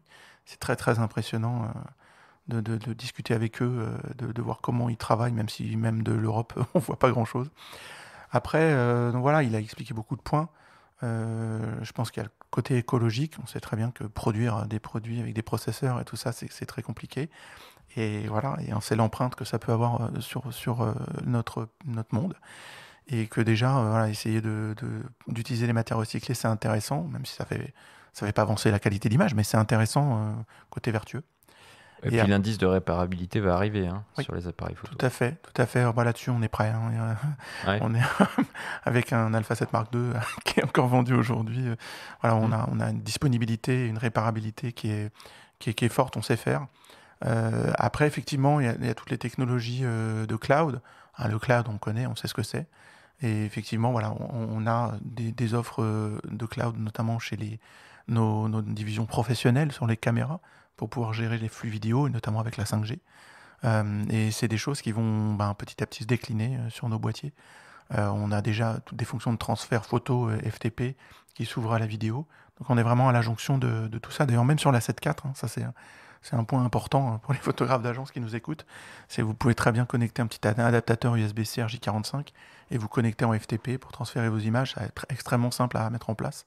Enfin voilà, beaucoup de choses pour l'avenir, et voilà, c'est très, très prometteur. Tout ce qu'on va pouvoir mettre sur le marché et inventer va être inventé. J'espère que ça sera par Sony, bien entendu. Bon bah voilà qui conclut notre grande discussion sur le Sony Alpha 7 IV. Je vous propose qu'on passe au débrief.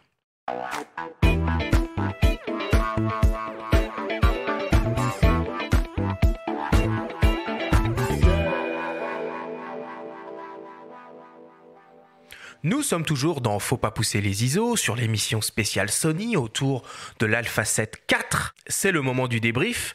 Fabrice, si on devait essayer de synthétiser et de résumer les informations importantes à retenir qu'on a développées tout au long de cette émission, qu'est-ce que ce serait ? Alors, il y a pas mal de choses, mais effectivement, déjà que ce boîtier-là est un peu l'aboutissement de beaucoup d'évolutions, aussi bien en qualité d'image qu'en termes d'ergonomie, qu'en termes de vélocité sur la photo et la vidéo. Donc ça, c'est intéressant. En fait, on établit avec la 7 IV d'une certaine façon un peu une nouvelle référence pour ce qu'elle doit être le plein format aujourd'hui, comme on l'avait fait avec la 7 III.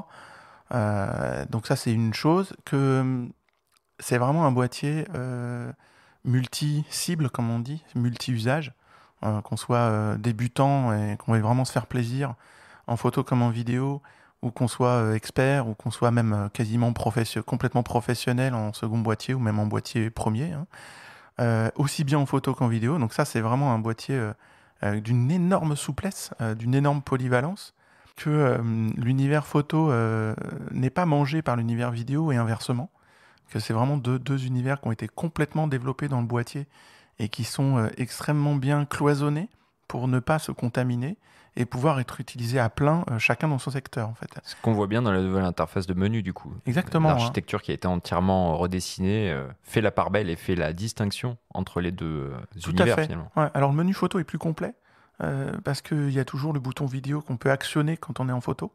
Mais le menu vidéo, lui, pour le coup, voilà, comme on ne peut pas actionner la photo en vidéo, il sera quand même très très dédié.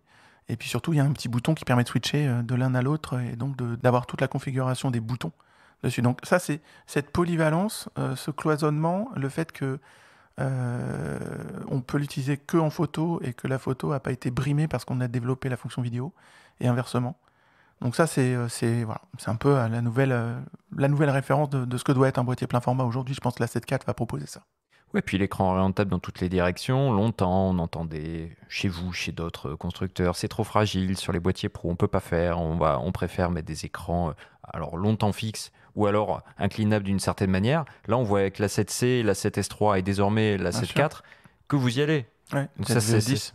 Ouais, c'est une bonne chose ça. Donc ça, effectivement, donc après l'ergonomie du boîtier, donc, comme tu disais, la qualité du viseur, le confort d'utilisation, l'ergonomie fait partie du confort. Chaque bouton a été, on va dire, individualisé dans son contact avec les doigts. C'est-à-dire qu'on peut les reconnaître alors qu'on a l'œil dans le viseur, c'est beaucoup plus facile qu'avant. L'écran, effectivement, latéral, qui a une colorimétrie incroyable, en fait, c'est un nouvel écran, en fait, un peu différent. Il y a des noirs plus profonds, il a une colorimétrie très très bonne. Le fait qu'on puisse le fermer, moi je trouve ça sympa pour le protéger, comme il y a aussi sur la 7C d'ailleurs. Voilà, le viseur qui est vraiment incroyable. Voilà, tout devient plus fluide en fait.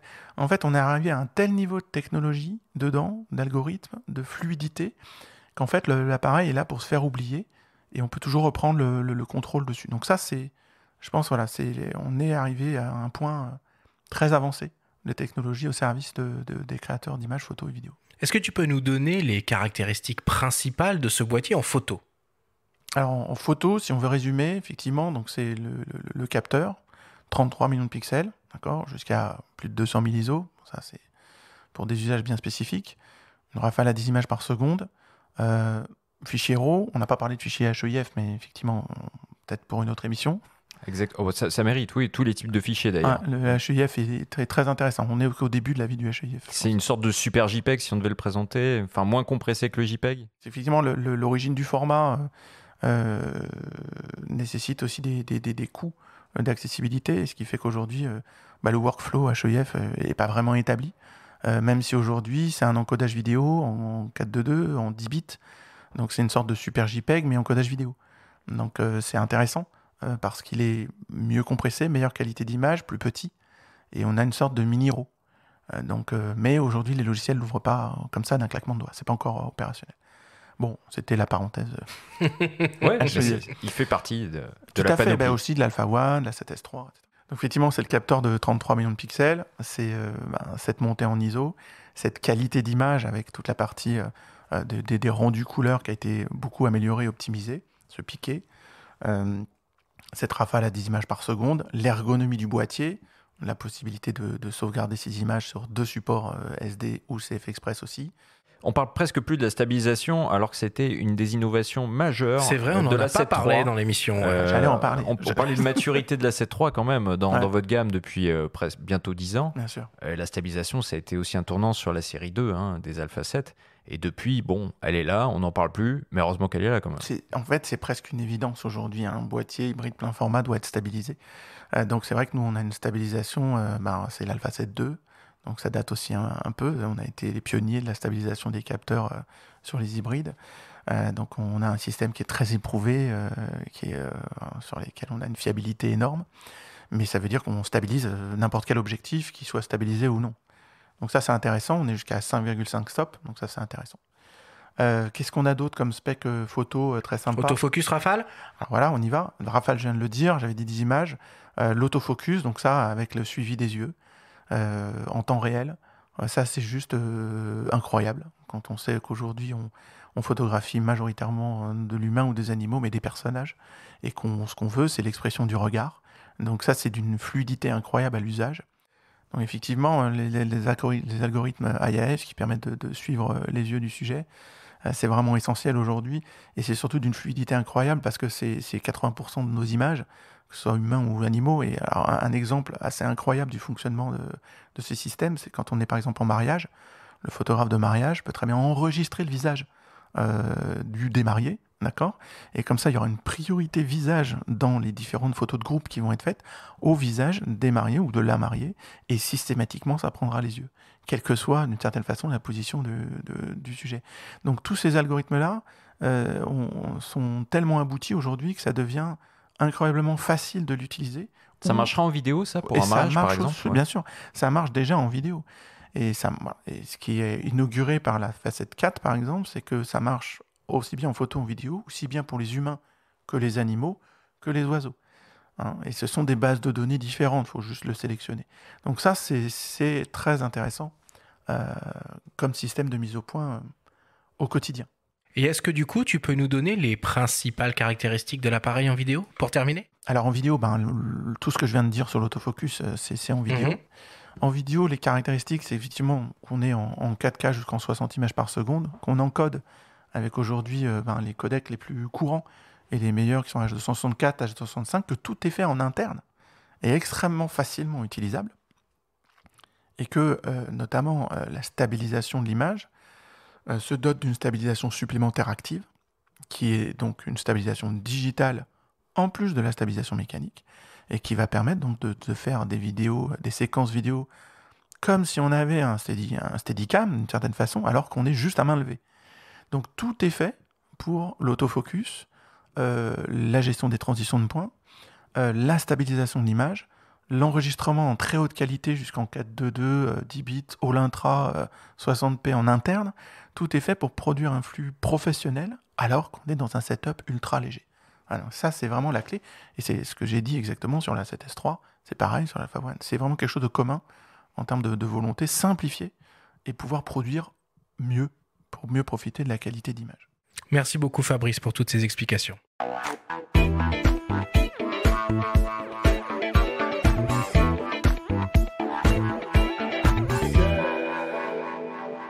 Il est temps de passer à la dernière partie de cette émission.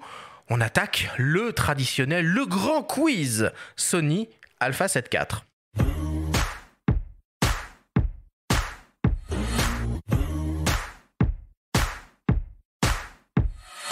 Le principe du quiz est très simple. Nous avons reçu des questions de la part de nos auditeurs qu'ils vous ont posées via notre compte Instagram en lien ou non avec le sujet de l'émission. Nous en avons sélectionné quelques-unes et vous allez avoir seulement 30 secondes et pas une de plus pour tenter d'y répondre le plus clairement possible. Fabrice, Michael, est-ce que vous avez bien compris la consigne ? Parfaitement. Parfaitement. Alors c'est parti, je commence avec une première question qui t'est destinée Fabrice, qui nous vient d'un certain Weingartner.photo, j'espère que j'ai bien dit son pseudo. Il se demande pourquoi les RAW Sony ne sont pas tous les mêmes et qu'il faut attendre pour les ouvrir sous Lightroom. Alors, c'est une question qu'on reçoit beaucoup. Il faut comprendre que nous, nos logiciels, Imagine Edge ouvre les fichiers RAW dès la disponibilité du boîtier, mais qu'après, on va dire que c'est le rôle de chaque éditeur de logiciel, donc par exemple Adobe ou Capture One, Phase One, de mettre à jour leur logiciel pour être compatible avec nos fichiers RAW, parce que avec un nouveau capteur par exemple, ou avec un nouveau boîtier, il y a un certain nombre de réglages qui peuvent changer. La question c'était pourquoi il n'y avait pas de DNG. Alors j'ai 30 secondes pour y répondre. Non. Deuxième question qui t'est adressée, Michael, qui nous vient d'un certain ou d'une certaine Mum of Lucas. Cette personne se demande quel est le meilleur objectif portrait pour ce boîtier. Le meilleur objectif portrait, alors ça serait un objectif que j'utilise. En fait, je vais en citer deux. D'abord le 50-1.2, le tout dernier G-Master, que j'ai pu tester, qui est vraiment exceptionnel. Mais j'aime aussi le 55 1.8 Zeiss. Voilà, donc ces deux gammes, ça reste du 50, on va dire. Et pour moi, ça serait les deux meilleurs objectifs portraits en ce moment. Ok, pourquoi pas. Admettons. Je me permets de dire le 135 1.8 perso. Si je peux juste faire un petit commentaire, moi j'adore la réponse de Michael, parce que c'est ce que j'explique souvent en formation. Entre 50, 85 et 135, ça va dépendre de la distance à laquelle vous êtes bien en photographiant les gens. Et Michael, il aime bien être proche des gens. Et ce que je comprends complètement. Ou alors on cadre plus large. Mais c'est la focale et la distance de confort entre votre modèle et vous. Troisième question qui t'est destinée, Fabrice, qui nous vient de Enon Productions. Cette personne se demande, peut-on enregistrer en 4K 50-60p avec une carte SD si on n'a pas de CF Express ? Oui, sans aucun problème. Les débits seront juste très très élevés si vous utilisez le mode All Intra. Donc là, pour le coup, on vient à 500-600 mégabits par seconde. Et là, ça nécessitera effectivement sans doute une CF Express. Mais tous les restes des paramétrages, c'est disponible sur de la SD. Rapide, bien sûr. Très clair. Moins de 30 secondes. En 4 de 2 bits alors Si, avec 4 de 2 bits. Par défaut, on parle de 4 de 2 bits. Ouais, ok. Parfait. On attend la fin du chrono. Quatrième question qui t'est destinée, Michael, qui nous vient de Celic95. Est-ce que l'Alpha 7 IV a un meilleur autofocus que le Alpha 7R 4 et l'A1 ? Alors, est-ce qu'il a meilleur autofocus ? Bonne question. Là, c'est vraiment beaucoup plus technique, c'est vraiment du technique, mais il a un très très bon autofocus et il me semble être équivalent. Meilleur que la 7.3, non ?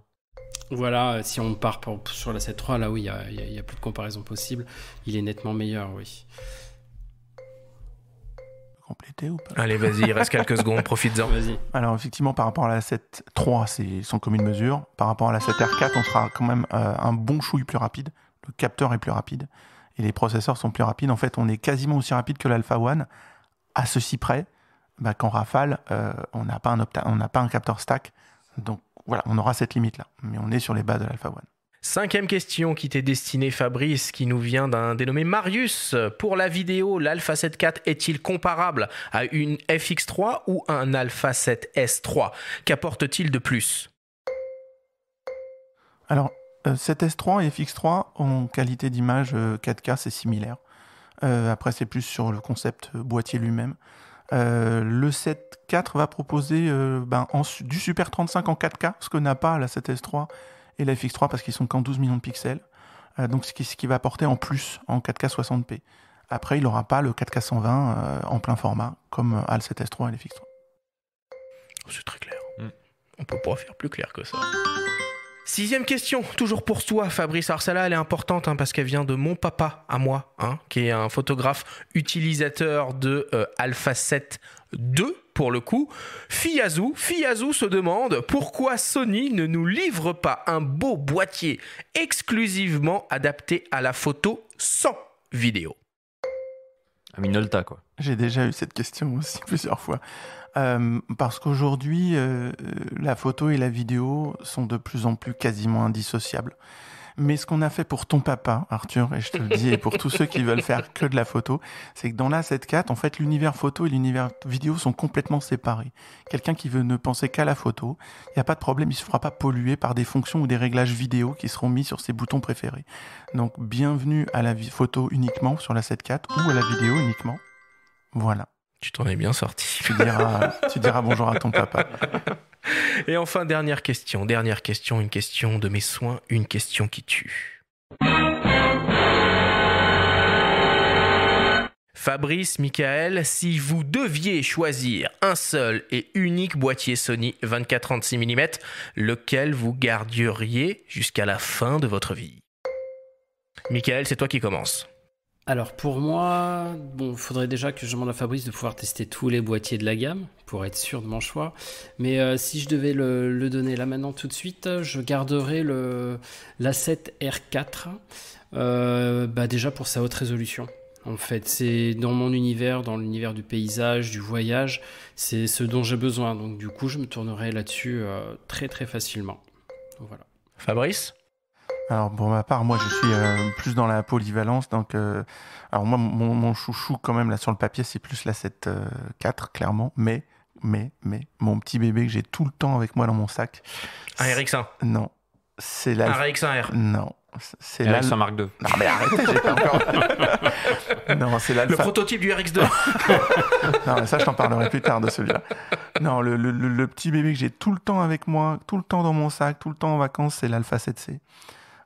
Pour son côté extrêmement compact, extrêmement discret, avec sa visée latérale que j'adore dans le style de prise de vue. Donc c'est pas voilà, c'est vraiment le boîtier que j'ai toujours avec moi, avec un petit l'objectif standard le 28-60 et un petit 24 de 8 qui va bien.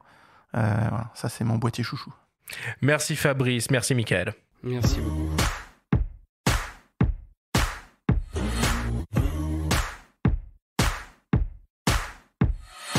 Nous voilà désormais à la fin de cette émission. Michael, Fabrice, c'était évidemment un réel plaisir de vous avoir avec nous à nos micros. Quelles sont vos actualités respectives? Michael?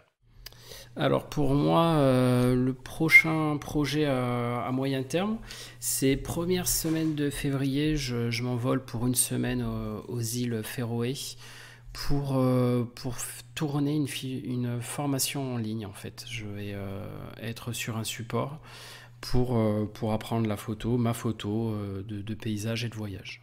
Bah écoute Michael, ça a été vraiment un plaisir de t'avoir avec nous et du coup on prend rendez-vous dans quelques semaines pour que tu nous fasses un petit débrief sérieux et sans la présence de Fabrice sur les nouveaux menus intégrés dans l'Alpha 7 IV. Avec grand plaisir Arthur. Fabrice, quelle est l'actualité de Sony en ce moment?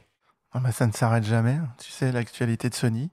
Je pense qu'en ce moment, c'est la 7 IV qui est arrivée en magasin tout début de cette semaine, fin de semaine dernière. Voilà, donc c'est assez magique de voir toutes ces personnes récupérer leur boîtier en magasin.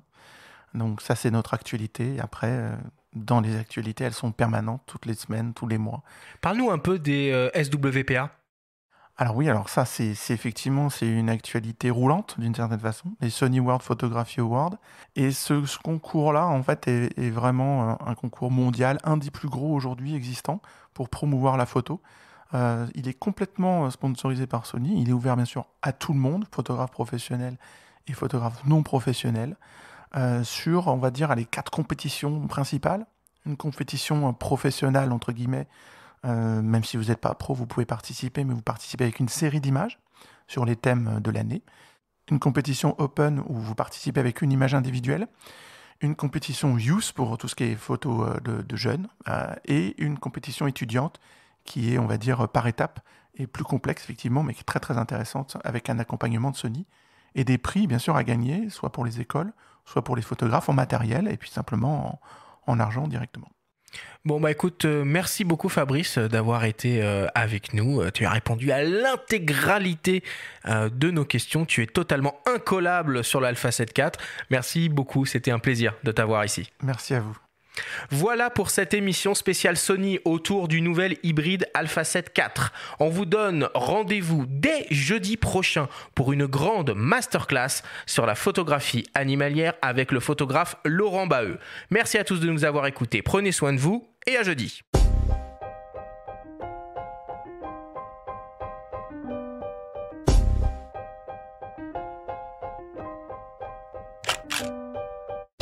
C'était Faut pas pousser les ISO, le podcast entièrement dédié à l'image pour tous les passionnés de photos et de vidéos. Abonnez-vous à notre chaîne et retrouvez l'intégralité de nos émissions depuis toutes les plateformes comme Spotify, Apple Podcasts, Google Podcasts, Deezer, Amazon Music et YouTube. Rendez-vous jeudi prochain pour un nouvel épisode. D'ici là, faites de la photo et n'oubliez pas, faut pas pousser les ISO.